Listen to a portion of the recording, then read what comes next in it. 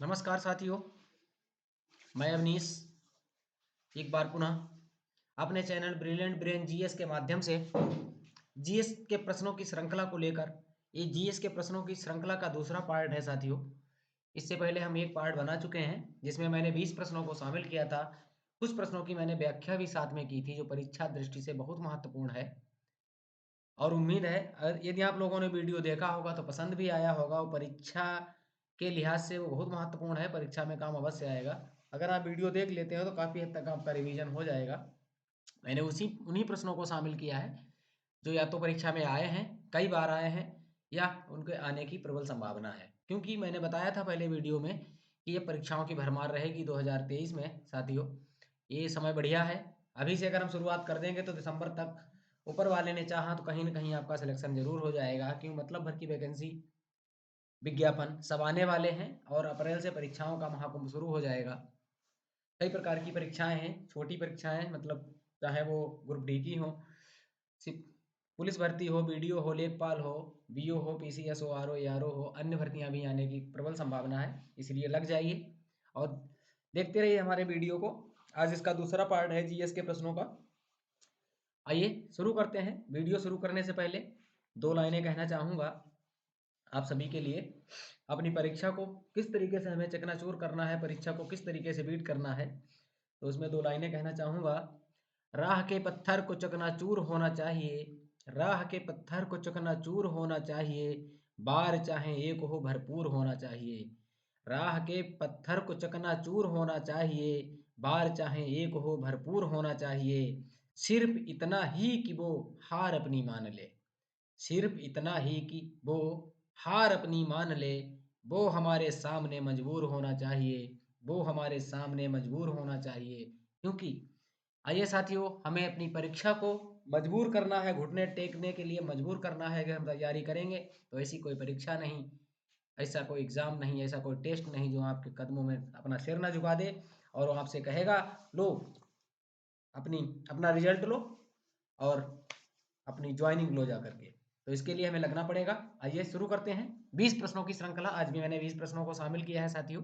ये हमारा चैनल है ब्रिलियंट ब्रेन जीएस। इसको लाइक कमेंट और शेयर जरूर कर दीजिए साथियों। सब्सक्राइब नहीं हो पा रहा है, बहुत से साथियों ने अभी तक सब्सक्राइब नहीं किया है। आप लोगों से निवेदन है कि इसको सब्सक्राइब जरूर कर दीजिए। हम कोशिश करते हैं कि आप लोगों की परीक्षाओं का रिवीजन करा दें अपने वीडियो के माध्यम से। तो आप लोग वीडियो को लाइक कमेंट और चैनल को सब्सक्राइब जरूर कर दीजिएगा। मैंने उसी में इस पीडीएफ को लास्ट में हम पीडीएफ आपको प्रोवाइड करा देंगे। इस वीडियो की जो भी हम बना रहे हैं एक ही पीडीएफ बनाएंगे, मतलब भर को प्रश्न हो जाएंगे इसमें परीक्षा से संबंधित। ये मैंने प्रश्न करा दिए थे उस दिन। इसमें से एक प्रश्न की मैं व्याख्या करना भूल गया था कि संतोष ट्रॉफी का संबंध किस खेल से है। संतोष ट्रॉफी का खेल साथियों फुटबॉल से है। ये फुटबॉल, यहाँ पर फुटबॉल से संबंधित अभी लेटेस्ट एक डाटा है, आपको याद रखना चाहिए। परीक्षा में जरूर पूछा जाएगा, 101% पूछा जाएगा कि परीक्षा जो थी, परीक्षा के दृष्टि से जो सबसे महत्वपूर्ण चीज है वो है साथियों फीफा विश्व कप। अभी आपने सुना होगा, बहुत चर्चा में रहा फीफा विश्व कप। और फीफा विश्व कप जो था अभी हुआ है, इसी पूरा टूर्नामेंट हुआ है। तो इसके बारे में एक दो प्रश्न आ सकते हैं। फीफा विश्व कप साथियों 2022 में 22वां संस्करण था, ये याद रखिएगा। इसका 22वां संस्करण था फीफा का और 2022 में हुआ। ये कतर में हुआ, ये कतर में हुआ। इसका क्रमांक पूछ देते हैं, देश पूछ देते हैं कहाँ हुआ, ठीक है। इसमें विजेता और उप विजेता टीम पूछ देते हैं। तो साथियों विजेता जो थी वो अर्जेंटीना थी, अर्जेंटीना टीम विजेता थी। और उप विजेता जो थी वो फ्रांस टीम थी। तो विजेता अर्जेंटीना, उप विजेता फ्रांस, ये तीन बिंदु हैं। तीसरा बिंदु आगामी आने वाली जो सीरीज है या प्रतियोगिता होगी वो कहाँ होगी, इससे संबंधित पूछ देते हैं। तो 23वां जो इसका संस्करण होगा, अभी 22वां हुआ है, 23वां संस्करण होगा 2026 में। ये होगा 2026 में। तो साथियों ये होगा कनाडा, यूएसए और मैक्सिको में। कहाँ होगा, यानी कि इसको कह सकते हैं शॉर्टकट में ये उत्तरी अमेरिका महाद्वीप में होना है। मैक्सिको, अमेरिका, संयुक्त राज्य अमेरिका और कनाडा मिलकर के इसको आयोजित करेंगे 2026 में। आइए आगे चलते हैं। ये तो प्रश्न मैंने उस दिन बता दिए थे आप लोगों को, तो इनको बहुत ज़्यादा बताने की जरूरत नहीं, पढ़ लेंगे सुन लेंगे वीडियो तो आप लोगों को समझ में आ जाएगा। मैंने शुरू करते हैं आज का संग्राम। एशिया में कुल कितने देश हैं, 50 मैंने बता दिया था। एशिया में कुल कितने देश हैं? 50। और विश्व का सबसे बड़ा महाद्वीप भी हमारा एशिया ही है। हमारा भारत एशिया महाद्वीप में है। ठीक है, तो ये 2-3 बिंदु हो गए। पंचतंत्र के लेखक, अगला प्रश्न है, बिंदु हमने लिया है। पंचतंत्र के लेखक विष्णु शर्मा है। परीक्षा में कई बार पूछा गया है, आगे भी आने की प्रबल संभावना है। दीन ए इलाही धर्म किसने चलाया था साथियों? तो ये अकबर ने चलाया था। एक धर्म था दीन ए इलाही। मुगल साम्राज्य में अलग अलग मुगल सम्राट हुए हैं, उन्होंने अलग अलग अपने कार्य किए हैं। कोई किसी ने अच्छे कार्य किए हैं, किसी ने अपने साम्राज्य को विस्तार के लिए किए हैं, किसी ने जनता के लिए काम किए हैं। तो अकबर का कार्यकाल जो है सभी मुगल सम्राटों में सबसे अच्छा माना जाता है पब्लिक के हिसाब से, लोकहित के मामले में। हालांकि थे तो लुटेरे ही, ये तो हम सब जानते हैं। ये हमारा बनाने तो नहीं आए थे, लेकिन जब रह रहे हैं तो बनाना इनकी मजबूरी थी, लेकिन इनकी कुछ अपनी नीति थी। इसके तहत इन्होंने अपने सार्वजनिक कार्य भी किए, इसलिए इसको कहा जाता है अकबर महान भी कहा जाता है। लेकिन अगर देखा जाए इतिहास को कायदे से, तो महान तो नहीं हो सकता है। महान हमारे महाराणा प्रताप ही होंगे, लेकिन इनको महान कहा जाता है, कुछ कार्य ऐसे किए तो इतिहासकारों ने। इतिहासकार भी साथियों ऐसे रहे हैं, जैसे आज आज के ज़माने में मीडिया है, तो मुझे उम्मीद है कि प्राचीन काल में भी इतिहासकार भी ऐसे रहे होंगे कि जिसने जिसको ज़्यादा दाना डाला उसने उसी तरीके से वैसे लिखा। और ये सत्यता भी है कि जिस राजा ने जिस इतिहासकार को अधिक पैसा दिया, अधिक महत्व दिया, अधिक सम्मान दिया, उसने उसको खूब चढ़ा बढ़ा करके लिखा। और जिस इतिहासकार को बहुत ज़्यादा लाभ नहीं हुआ, उस इतिहासकार ने उस राजा या उस सम्राट के बारे में थोड़ा कम करके लिखा, या सही करके लिखा, बिल्कुल सही सही लिखा, या कम करके लिखा। यानी कि हम ये कह सकते हैं कि बहुत कुछ छूटा है, बहुत कुछ बढ़ा चढ़ा के भी लिखा गया है। तो ये रहा होगा जब आज के समय में हमारी मीडिया जो है चौथा स्तंभ है, खंभा है जिसको बोलते हैं, पिलर है चौथा, वो ये उसकी ये हालत है, तो इतिहासकारों की भी यही हालत रही होगी। तो फिलहाल ये तो इतिहास का मुद्दा है, इसको देखते हैं, थोड़ा अकबर के बारे में जानते हैं साथियों साथ में। तो इतिहास में हम चलते हैं 1 मिनट के लिए। तो दीन इलाही धर्म चलाने वाला अकबर था। अकबर मुगल साम्राज्य का, मुगल सम्राटों में तीसरा राजा था साथियों। मुगल सम्राटों में जो साम्राज्य की शुरुआत हुई थी, मुगल साम्राज्य जो 1526 में पानीपत के प्रथम युद्ध के साथ शुरुआत हुई थी, इब्राहिम लोदी को हराया था, मारा गया था, और वहां से गुलाम वंश खत्म हो गया था। उसके बाद मुगल साम्राज्य की स्थापना हुई थी। उसके बाद बाबर ने शासन किया, बाबर ने यहाँ नींव रखी इस मुगल साम्राज्य की।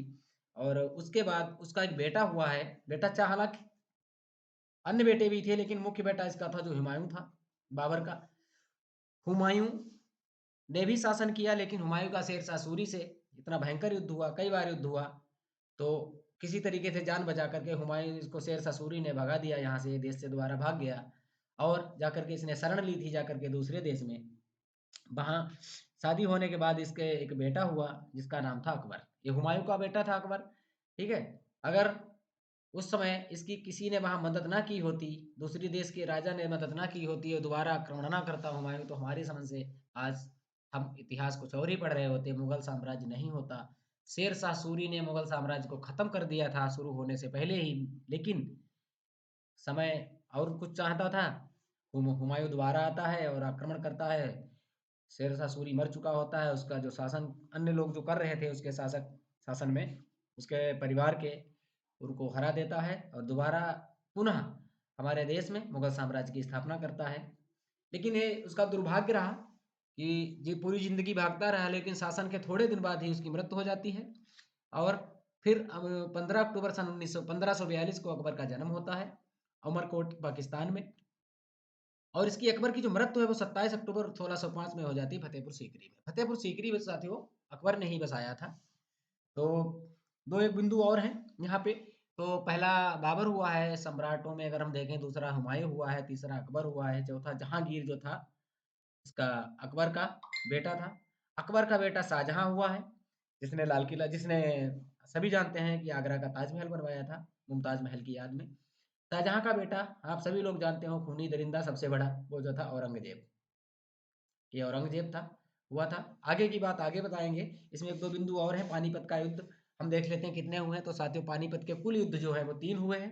पहला युद्ध हुआ है 21 अप्रैल 1526 को बाबर और इब्राहिम लोदी के बीच। बाद में इब्राहिम लोदी मारा जाता है, बाबर की जीत होती है साथियों इसमें।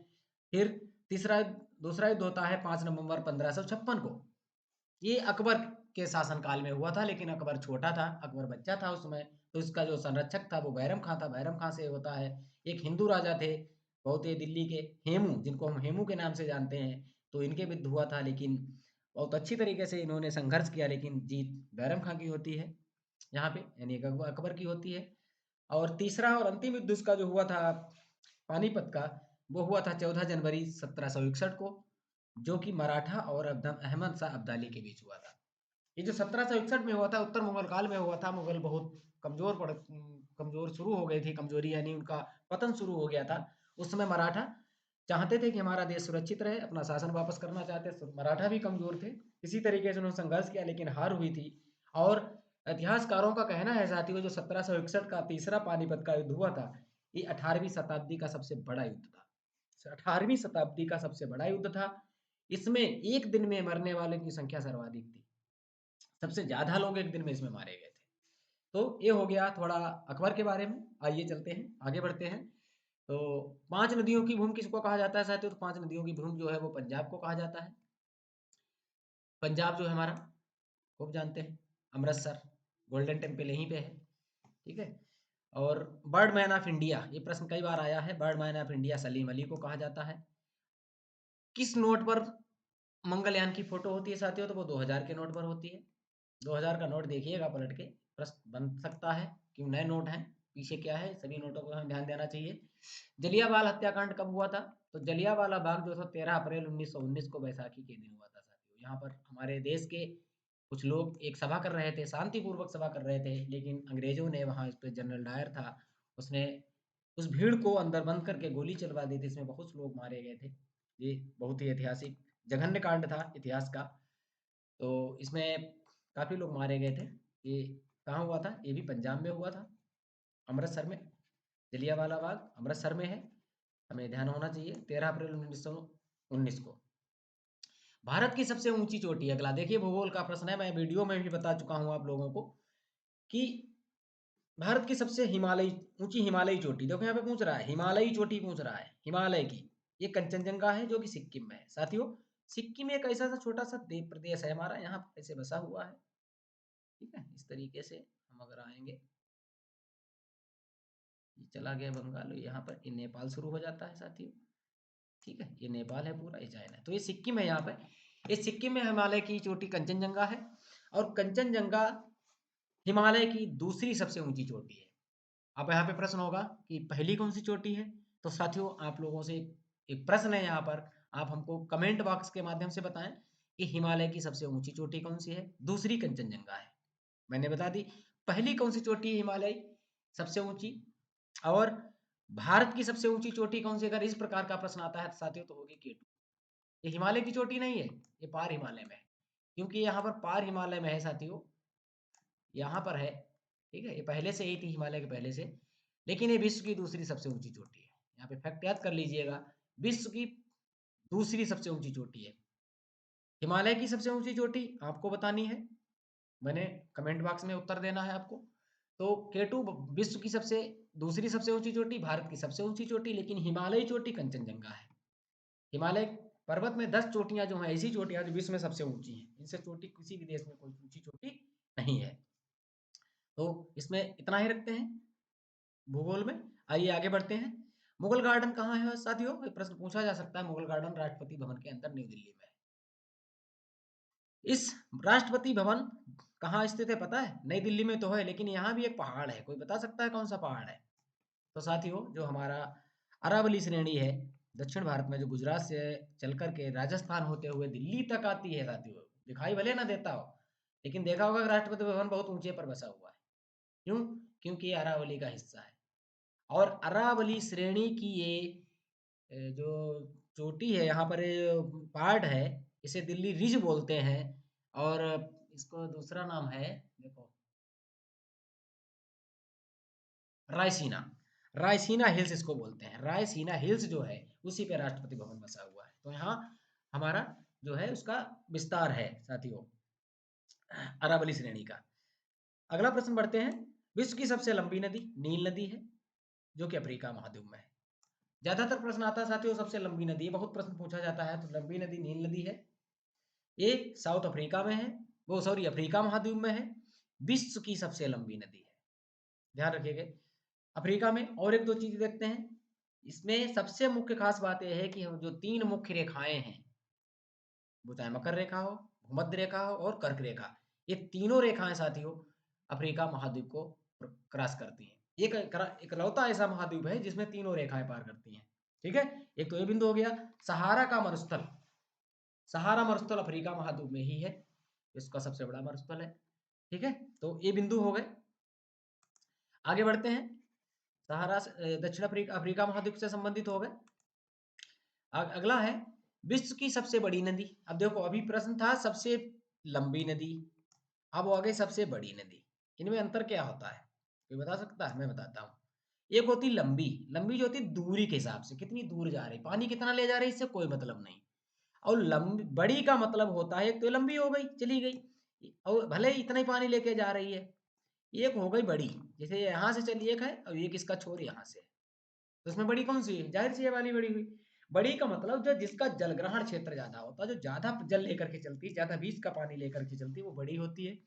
तो अमेजन जो है वो विश्व की सबसे बड़ी नदी है और विश्व की दूसरी सबसे लंबी नदी है। विश्व की दूसरी सबसे लंबी नदी है अमेजन। फर्स्ट नील हो गई, बड़ी अमेजन है, दूसरी लंबी है। ये साउथ अमेरिका में है, यानी साउथ अमेरिका महाद्वीप में है, साउथ अमेरिका महाद्वीप में पाई जाती है नदी। साथियों, साउथ अमेरिका के बारे में हम 2-3 बिंदु और यहाँ पे देखेंगे, बहुत ही रोचक है और परीक्षा दृष्टि से बहुत ही महत्वपूर्ण है। यहाँ पर देखने वाली बातें हैं कि दक्षिण अमेरिका जो महाद्वीप है साथियों, यहाँ पर विश्व की, मैंने एक दिन वीडियो जो बनाया था पहाड़ियों के संबंध में, उसमें भी बताया था, अगर आपने देखा होगा तो आपको याद होगा। विश्व की सबसे लंबी, हिमालय क्या है? सबसे ऊंची, हिमालय सबसे ऊंची है। विश्व की सबसे ऊंची पूरब से पश्चिम है श्रृंखला है। और जो साउथ अमेरिका महाद्वीप में जो पर्वत श्रेणी पाई जाती है वो एंडीज है। क्या है? ऐसे एंडीज है, ये नॉर्थ है और ये साउथ है। ये विश्व की सबसे लंबी पर्वत श्रृंखला है, उत्तर से दक्षिण सबसे लंबी पर्वत श्रृंखला है।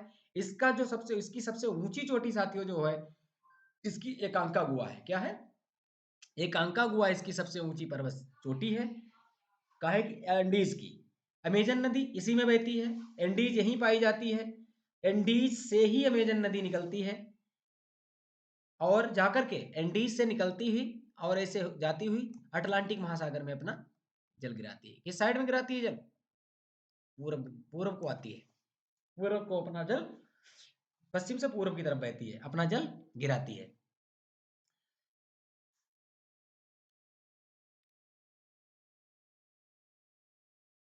यहाँ पर और एक चीज देखने वाली बातें हैं, 2-3 बिंदु और हैं। अमेजन नदी के तट पर एक बंदरगाह बना है, मनोस बंदरगाह। जैसे नदी बह रही है तो इसमें एक बंदरगाह है, मनोस बंदरगाह। तो ये विश्व का सबसे अंतरतम यानी आंतरिक बंदरगाह है।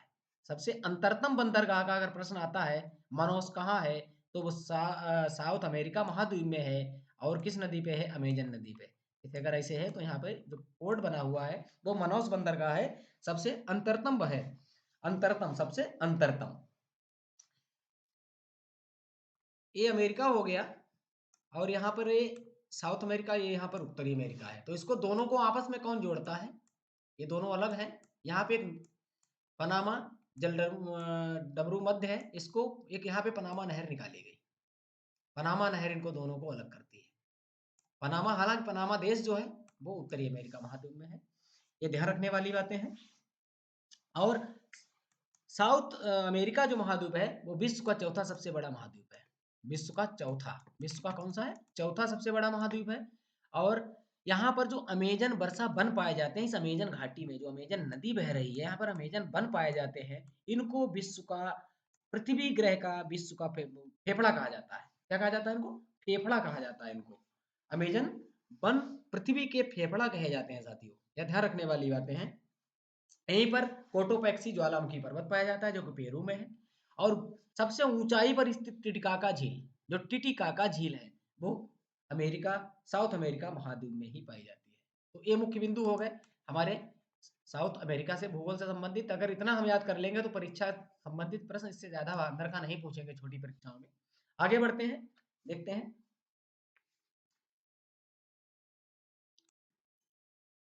ग्रामोफोन का आविष्कार, थोड़ा गलत लिख गया है इसमें, ध्यान रखिएगा। ग्रामोफोन का आविष्कार एडिसन ने किया था। चाणक्य किसके दरबार में थे? चाणक्य जो थे वो चंद्रगुप्त मौर्य के सेनापति या जो भी सलाहकार थे। ठीक है। मालगुडी डेज किसकी रचना है? ये आर के नारायण ने लिखी है साथियों। ओजोन की सांद्रता, सर्वाधिक सांद्रता कहाँ पाई जाती है? वो स्ट्रेटोस्फीयर में पाई जाती है, समताप मंडल में। अब इसके बारे में हम दो बातें आपको बता दें, ये वीडियो बहुत बड़ा हो जाएगा। असल में हमारे पर्यावरण में मंडल यानी परतें पाई जाती हैं जो नीचे से ऊपर की तरफ जाती हैं। तो हम इसको अगर देखें तो सबसे पहले नीचे पाई जाती है ट्रिपोस्फीयर, जिसको क्षोभ मंडल कहते हैं। दूसरे नंबर पर है समताप मंडल, जिसको स्ट्रेटोस्फीयर कहते हैं। फिर पाई जाती है मेसोस्फीयर पाई जाती है तीसरे नंबर पे। मेसोस्फीयर के बाद आइनोस्फीयर पाई जाती है और आइनोस्फीयर के अंदर एक्सोस्फीयर है। ये परतें पाई जाती हैं। तो यहाँ पे थोड़ा और हम आपको बता दें इनके बारे में, जो क्या होता है। समताप मंडल जो होता है, क्षोभ मंडल वायुमंडल की सबसे निचली परत है साथियों। और यहाँ पे जितनी प्राकृतिक घटनाएं होती हैं वो सब यहीं पे होती हैं क्षोभ मंडल में। जैसे बादल, आंधी, वर्षा इसी मंडल में होनी। जो तो मौसमी घटनाएं होती हैं वो सब इसी में होंगी, पानी यहीं से बरसना है। और घरेलू उड़ानें जो हमारी उड़ती हैं वो इसी में उड़ाई जाती हैं। जब हम सप्ताह मंडल में जाते हैं, ऊपर पहुंचते हैं, तो यहाँ इंटरनेशनल जो फ्लाइट्स होती हैं उनके उड़ाने के लिए बहुत ही बढ़िया माहौल पाया जाता है, वातावरण पाया जाता है यहाँ पर। और इसमें सबसे महत्वपूर्ण चीज एक होती है, वो होती है ओजोन परत। प्रश्न पूछा जाता है ओजोन परत कहाँ पाई जाती है साथियों? तो सप्ताह मंडल में। ओजोन परत का काम क्या है? ओजोन परत का काम है हमारी जो पराबैंगनी किरणें निकलती हैं सूर्य की धूप से, उनसे रक्षा करती है। और वो जहाँ पे कट गई है कहीं कहीं से तो हमको नुकसान, हमारी त्वचा रोग, कैंसर होता है, त्वचा कैंसर का कारण बनती हैं। तो हमारे जीवन के लिए समताप मंडल में ओजोन परत का होना बहुत जरूरी है। लेकिन इतनी गैसें निकल रही हैं, ये बड़ी बड़ी फैक्ट्रियां लग रही हैं, चिमनियां लग रही हैं, इसमें छेद कर रही हैं, उस परत को नष्ट कर रही हैं। इस पे भी हमें अपने ध्यान देने की आवश्यकता है। तो पराबैंगनी किरणों से हमारा रक्षा करती है। तो बाकी जो अगला मध्य मंडल या आयोनोस्फीयर होता है, उसमें ही संचार उपग्रह वगैरह सब शामिल होते हैं। तो आज इसमें इतना ही है। समता मंडल के बारे में विस्तार से बताएंगे थोड़ा। इसमें प्रश्न एक दो पूछे जाते हैं। एक तो आता है कि हमारा जो ओजोन दिवस कब मनाया जाता है साथियों? आप लोगों के लिए प्रश्न है, इसको बताइएगा कि ओजोन दिवस कब मनाया जाता है। ओजोन की सुरक्षा की दृष्टि से बनाया गया है। ओजोन दिवस कब मनाया जाता है? अगला हम देखते हैं बिंदु, विश्व जैव विविधता दिवस कब मनाया जाता है? तो 22 जून को मनाया जाता है। ये इन सूटू क्या होता है साथियों? इन सूटू जीवों का उनके प्राकृतिक आवास में संरक्षण, जैसे राष्ट्रीय उद्यान, रिजर्व बायोस्फीयर, वन्यजीव अभयारण्य, जीव विविधता हॉटस्पॉट, यानी जो हमारे रिजर्व हैं, जैसे पार्क है, दुधवा है, दुधवा वगैरह, इनमें क्या है, सेंचुरीज हैं या पीलीभीत टाइगर रिजर्व है, ये इनके प्राकृतिक आवास हैं। उसमें इन्हीं उन्हीं या उनके प्राकृतिक आवास में संरक्षण करना इन सीटू कहलाता है, स्वबासन कहलाता है। और एक होता है बाह्य बासन यानी एक्स सीटू, इसके बारे में हम आपको कल बताएंगे। आज के लिए इतना ही, नहीं तो वीडियो बड़ा हो जाएगा बहुत ज़्यादा। तो उम्मीद है आप लोगों को पसंद आएंगे। 20 प्रश्नों को मैंने शामिल किया है, कल भी हम 20 प्रश्नों को बना के आपके पास भेजेंगे। तो देखते रहिए। अगर कोई कमी है तो हमें कमेंट जरूर करिए। जो मैंने प्रश्न पूछे उनको कमेंट बॉक्स में प्रश्न का उत्तर जरूर दीजिएगा। मिलते हैं अगले वीडियो में, तब तक के लिए नमस्कार, जय हिंद, धन्यवाद। मेरे चैनल को सब्सक्राइब जरूर कर दीजिएगा। धन्यवाद।